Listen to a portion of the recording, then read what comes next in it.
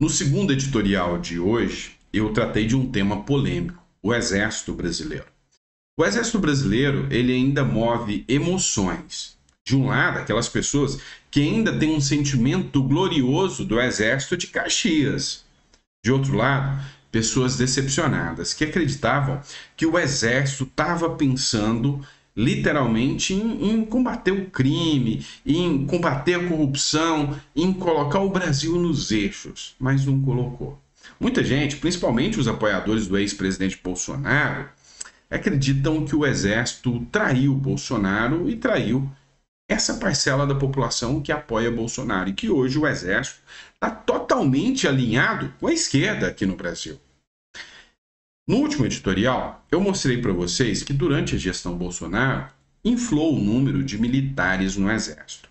E aí, as matérias dos jornais eram do tipo como a militarização do governo corrói a democracia, como é perigoso Bolsonaro se alinhar com militares, como isso é autoritário.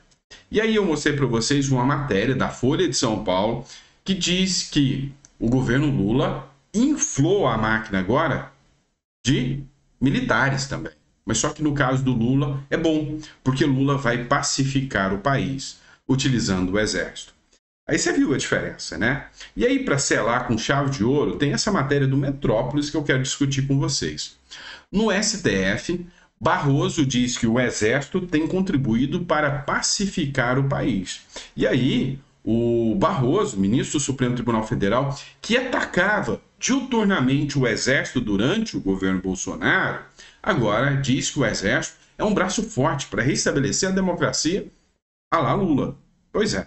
E aí, o governo deixa a margem aqui para que o próprio Supremo Tribunal Federal firme acordos com o Exército, inclusive para construir obras que são do governo e não do Supremo. Ou seja, o Supremo está cada vez mais atuante na seara política, está cada vez mais se confundindo com o Legislativo e com o próprio Executivo. Olha só o que diz a matéria.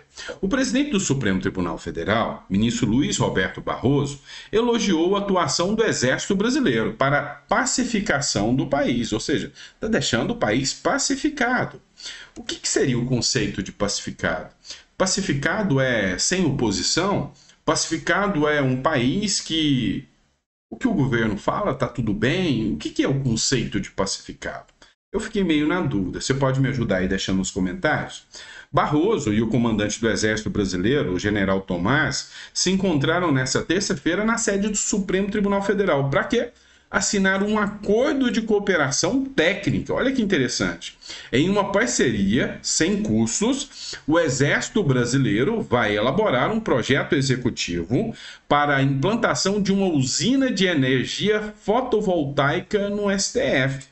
Durante a assinatura do termo, Barroso ressaltou que o STF e o Exército têm denominadores comuns que estão na Constituição e elogiou o comandante da força. Abre aspas para a fala do Barroso, de contribuição e colaboração graciosa. O Exército Brasileiro, hoje, comandado pelo general Tomás Paiva, atua com grande eficiência e com grande competência. Um homem que tem conseguido contribuir para a pacificação do país, que também é um projeto de Supremo Tribunal Federal, afirmou. Pois bem, e aí as conclusões são suas.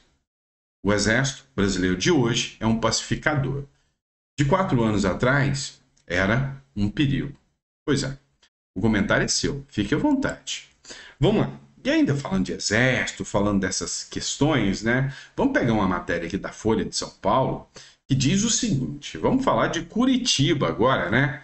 Procuradora de Curitiba quer apurar o suposto uso de veículo nazista em Curitiba no 7 de setembro. Não. Você deve ter pensado, é lógico que ela deve estar falando no 7 de setembro de Bolsonaro. Não foi, não. Foi no 7 de setembro do ano passado do governo Lula, tá? A Procuradoria da República do Estado do Paraná instaurou um procedimento administrativo para apurar a suposta autorização e utilização de veículo com símbolo nazista no desfile de 7 de setembro do ano passado em Curitiba, no Paraná, por parte do comando da 5ª Região do Exército Brasileiro. A notícia, de fato, que deu origem à decisão, cita o site O Gazeteiro, que é um site de esquerda, que no dia 8 de setembro noticiou que no desfile cívico-militar de 7 de setembro de 2023, em Curitiba, foi utilizado um veículo nazista, usado na Segunda Guerra Mundial. Ou seja, eles acusam aqui que durante o desfile tinha um veículo militar e que esse veículo tinha todas as características dos veículos nazistas da Segunda Guerra Militar. E aí, aquela boa e velha história de mandar o povo de Curitiba, o povo do Sul, considerá-los fascistas, nazistas, né? O próprio Lula falou com todo o teor e deveria ser processado por isso, dizendo que o povo de Curitiba é um povo fascista. Ou seja, imagina o Bolsonaro falando isso de, sei lá, por exemplo, do povo goiano, do povo baiano. O que seria? Pois é, mas eles podem. E aí a grande questão é, estão falando em nazismo, estão falando que aqui em Curitiba, em Curitiba, isso é grave, né? Que aconteceu de usar um veículo nazista.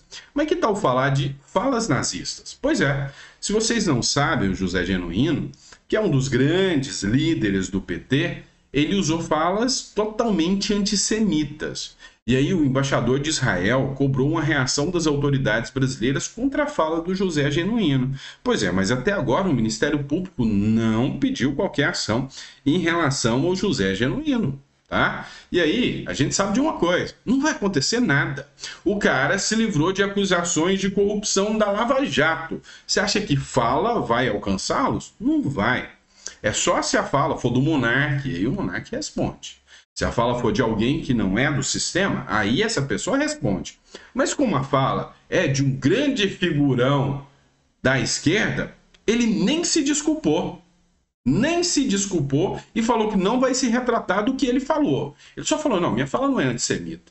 Só que aí, a própria comunidade israelita brasileira, ela falou, olha, isso aí que ele falou em boicote das empresas foi o primeiro passo do nazismo na Alemanha.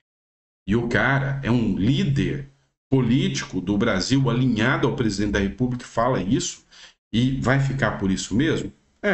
Na verdade, ao que dá a entender é que vai ficar por isso mesmo sim. Esse aqui é o Brasil, né? O nosso Brasil que vocês já estão acostumados aí a ver que existem dois pesos, existem duas medidas. Cada um de acordo com o que está estabelecido pelo sistema. Ou seja, se você é de esquerda, você pode tudo. Se você é de direita, você não pode quase nada. E se você não fez nada de errado, a gente dá um jeito aqui de pegar uma Globo, que manipula uma imagem, faz uma busca e apreensão, mesmo você sendo líder do governo, líder da oposição ao governo. Pois é. Então, para quem perguntava se o Brasil um dia poderia se tornar uma Venezuela, a grande questão está mais perto do que você imagina. É só observar os sinais, tá bom? Obrigado, meu amigo. Um grande abraço. Eu vejo vocês amanhã de manhã, tá? Ó, lembrando a vocês que nem sempre eu vou conseguir trazer de forma mais atual a matéria, mas eu vou trazer aprofundada. Vocês sabem que eu tô nas minhas férias, mas nas minhas férias eu trabalho com vocês também. Tô gravando aqui. Então, às vezes eu posso deixar alguns vídeos pré-gravados para poder aproveitar o dia um pouco. Faço os vídeos na madrugada e deixo para vocês. Então, às vezes eu vou falar aqui o resumo do que aconteceu durante o dia para trazer para vocês.